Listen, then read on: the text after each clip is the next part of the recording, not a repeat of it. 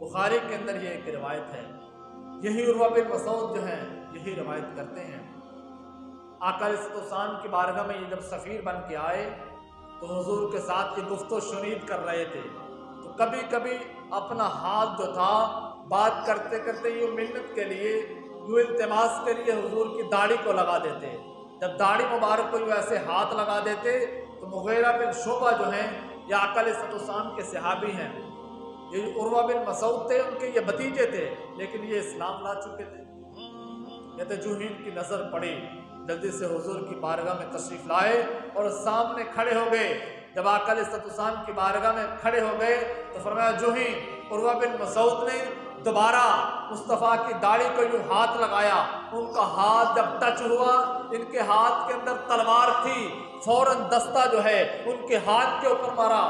زور کے ساتھ ضرب لگائی، فرمایا آخر یدک عن لحیۃ رسول اللہ، اپنا ہاتھ مصطفیٰ کی داڑھی سے ہٹا لو، یہ تمہارا ہاتھ ناپاک ہے، مصطفیٰ کی داڑھی کا ادب نہیں رہتا، لہذا حضور کی داڑھی کا ادب کرو، دوبارہ جو ہے مصطفیٰ کی داڑھی کو ہاتھ نہ لگانا۔ اس طریقے کے ساتھ صحابہ آقا علیہ السلام کا ادب کرتے تھے، آقا علیہ السلام سے محبت کا اظہار کرتے تھے۔